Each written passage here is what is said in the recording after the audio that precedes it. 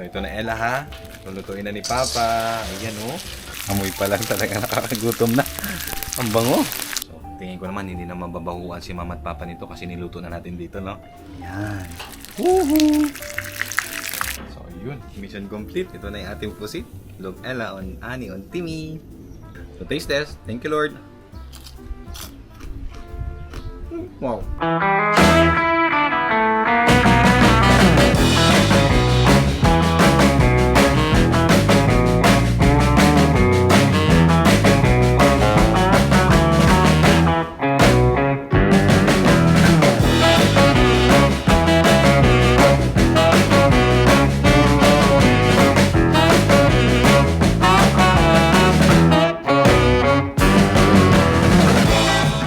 Hello po, good morning. Kamusta po kayong lahat?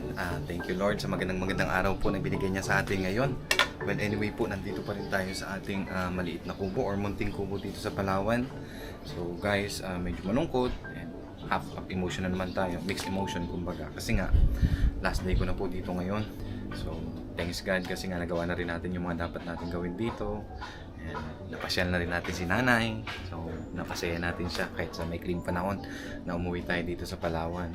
Well, anyway, bago tayo maiyak guys, for today's video nga pala ay magluluto ako or lulutuin ko na yung mani na request ni Ella at saka po yung daing na binili ko nakaraan sa last video natin, yung ating daing na pusit at saka yung danggit kung naalala nyo. So guys, meron kasi nag-comment, buti na lang talaga nag-comment din siya na ganon. So maraming salamat po kasi nga nakalimutan ko na hindi nga pala natin maayos yung paglulutuan natin ng daing, no? So ayun, naisip ko nga na baka nga naman pag niluto natin sa loob ng bahay nila is mangamoy yung buong bahay. So baka magalit si Mama at Papa. So instead na lulutuin natin doon is dito na lang. So dito ko na lang siya lulutuin sa atin, no? Tapos dadali na lang natin doon.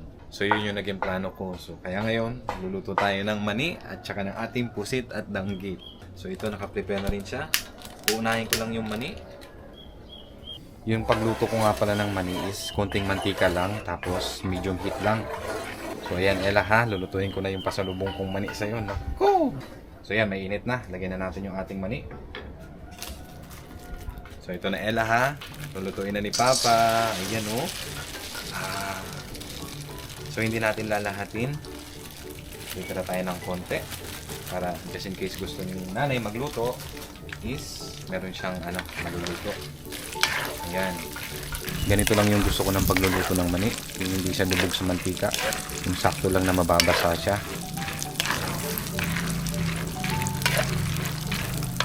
Meron nga pala akong isang comment na nabasa sa ating last video. So sinabi niya na bakit daw ako bumili ng kasoy dito at saka mani. Meron naman daw doon sa Europe. Mas mura pa. Mas masarap. Well, sabi ko naman, mas masarap naman siguro yung dadala mo sila ng pasalubong galing sa inyong probinsya, di ba? Hindi na importante yung presyo sa akin. Ang mahalaga, yung mapasaya ko yung pamilya ko, lalo na yung mga anak ko. Ayan, medyo nag-golden brown na siya. So isusunod ko na dito yung bawang. Ayan. Sinama ko na yung balat.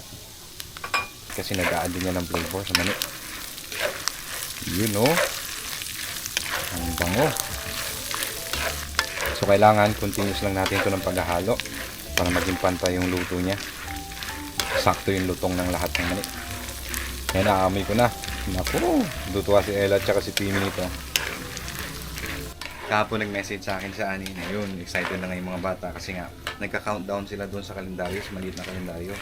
So konti na lang daw, sabi nila, darating na si Papa. Makakain na daw siya ng pusit at saka mani at saka kasoy. So yun, nakakatuwa. Si Timmy daw, ngiti lang ng ngiti. So awa ng Diyos, bukas na yung flight natin pag uwi sa kanila. So sana maging safe yung ating paglalakbay papunta sa kanila. So ayan, luto na siya. So ito lang yung gusto kong ma-achieve na niya, na kulay. So ready na para patayin. Ayan. So itabi lang natin dito. Tapos palamigin lang natin ng konti. Tapos hahanguin na natin. Okay, try natin para matanggal yung mantika niya. Ayan. Bango. Ayan natin. So ngayon naman lalagyan natin ng konting salt.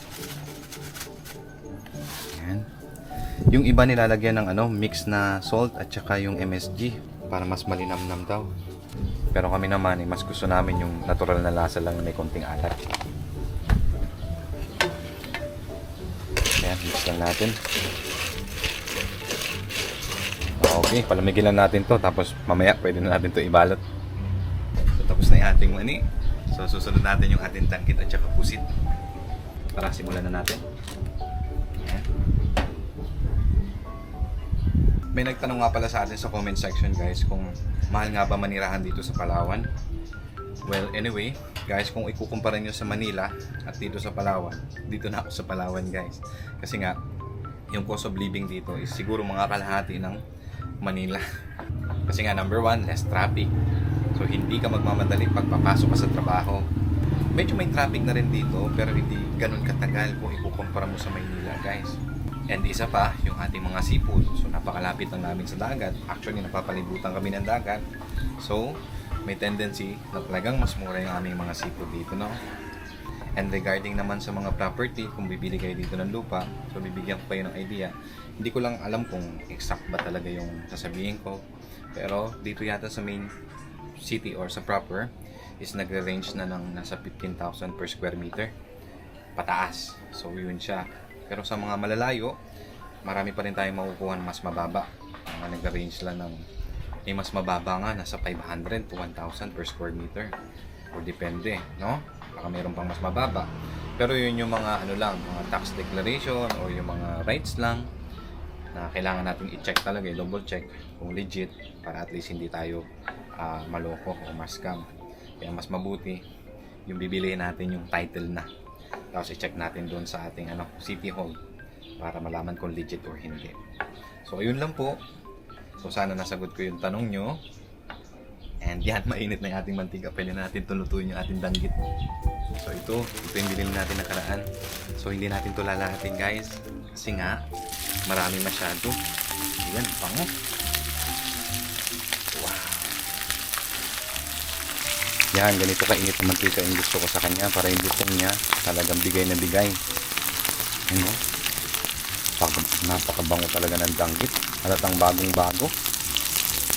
Siya, oh. Ito yung gustong-gusto ni Ella, yung ulo ng danggit. Mahilig yan siya sa ulo ng danggit. So hindi natin to tatagalan, baka masunog. Kailangan yung sakto lang. Yan. Wow. Ginutom tuloy ako, parang gusto kong kumain ha. Pero mamaya titikman natin to. Meron tayo dyan sukan tuba eh. Yan oh. Woo! Okay. Second batch. Ayan. Oh. Amoy pa lang talaga nakakagutom na. Ang bango. Pasensya na po sa mga kumakain. Tama naglag. Gusto pa yatang bumalik sa dagat.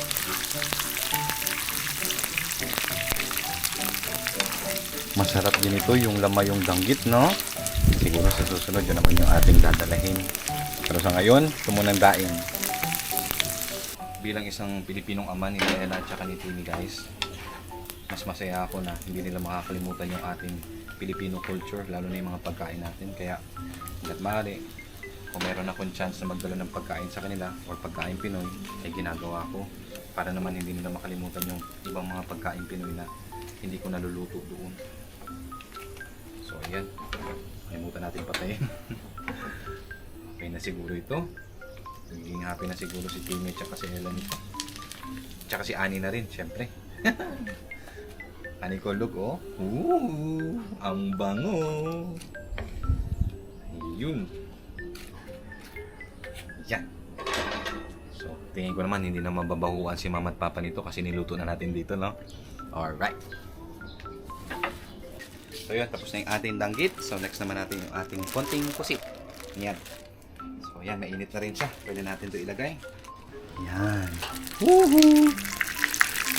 Sa akin ata na mana ni Ella yung pagiging nahilig sa mga dried fish. Kasi nga since bata pa ako, maliit pa ako, isa na ito sa paborito ko. Yung daing na pusit. Dinadalahan kami ng uncle namin ito dati galing ng El Nido.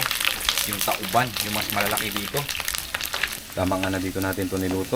Baka nga kumakit ito sa mga wall ng kusina ni na mama at papa. Mahirap na. Baka mapalayas tayo. Ayan. So ayan, pwede na itong ating first batch. Kunin na natin. Mamaya titikman natin ito. Ito yung gusto kong luto niya. Sakto yung lutong.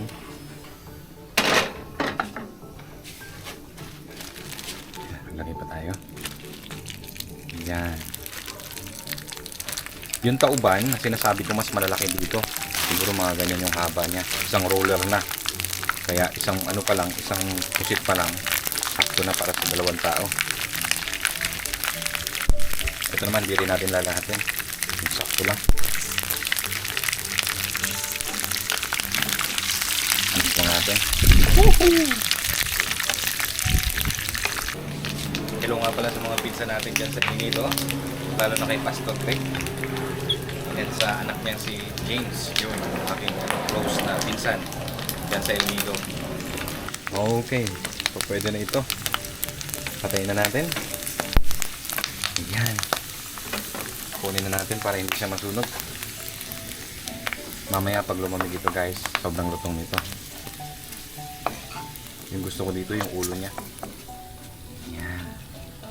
So yun, mission complete. Ito na yung ating pusit. Log Ella on Ani on Timmy. Oh, ang bango. So palamigin lang natin ito konti, tapos taste test na natin silang dalawa. Taste test natin ito. Kaya malamig na siya. So bago pa tayo unahan ng ating mga kaibigan na ano, na langaw dyan sa tabi-tabi. So meron tayo ditong sukang tuba. Hindi na natin lalagyan ng sili. Okay na yan. So ito natin sukang tuba. So natin dito. Taste test tayo. Taste test. Thank you Lord. Salamat po. Ayan. Diba? Marami po yan dito yung danggit. Dito lang yung ating alagang pusa. Naamoy na nila yung daing. So taste test. Thank you Lord. Wow. Masarap. Saktong-sakto yung alat niya. Halatang bago pa. Ay, Mingming, mamaya, Mingming, sanglit lang. Wow. Tamang-tama rin yung decision ko talaga na niluto natin agad. No? Kaya ating pusit naman. Ito. Mayo. Oh, Ella. Nako, maiinggit yan siya. Gusto niya na umuwi si Papa agad. Ha? Wow. Amen. So, ibabalot ko na lang ito. Kasama ng mani. Pero hiwa-walay, ha? So, titigilan ko na to bago ko pa maubos. Ayan. Well, anyway guys, may mga nadagdag pala akong pasalubong na nakalimutan ko sa kanila. Ito actually, si Ani nagpaalala sa akin. So, bili daw ako ng tabo. Noong una, napaisip ako, para saan yung tabo? Sabi niya daw, para sa apartment namin. So, naisip ko, oo nga pala. So, yun na nga po. Hindi ko na rin sasabihin kung para saan ito guys. Kasi alam ko, meron na rin kayong idea, no? So, bumili na ako ng dalawa para just in case mabasag na naman. Mapaglaruan ng dalawang batang makukulit. Si Elads Timmy. Ay dalawa na yung pinili natin. So, ayan. So, nagdagdag din ako ng pancit canton. Kasi guys, mahal ito sa Filipino store. Sa totoo lang. And, yung ating, naku, tumunti ko nakalimutan. Magagalit sa akin si Ani pag hindi ko ito nabili. Tsaka si Ella. Yung tinapang galunggong. Ayan, oh. Ang lalaki, no? So, nagpili ako ng dalawa. Para, ano, masulit nila yung sarap ng ano, galunggong. Ayan. So, ito yung pabalot natin. Ito yung gagawin natin buong araw ngayon. Magbabalot ng mga kailangan natin dalayin sa kanila. Meron din pala ako ditong crab paste. Ito binigay naman ng aking kuya. Dalayin ko na lang daw. Tapos yung ating garlic chips. Ayan. Ayan, syempre hindi ko makakalimutan. Yung ating chili garlic oil. So, kompleto na. Sana Lord, salamat po. So, ibabalot ko na lang ito guys. And then, ready to flight na tayo for tomorrow. So, may iwan na naman natin yung ating maliit na kubo at mamimiss natin. And sila nanay at saka si Kuya Mike na muna yung mag-aalaga nito. Pero ngayon, ang pinakamahalaga lang sa akin ay makabalik tayo sa kanila ng ligtas, no? Para makasama natin silang muli at madala natin itong ating pasalubong sa kanila. And yun, hanggang dito na lang muna yung ating vlog guys. Maraming salamat sa panonood. And have a good day po. Maraming salamat. Bye-bye!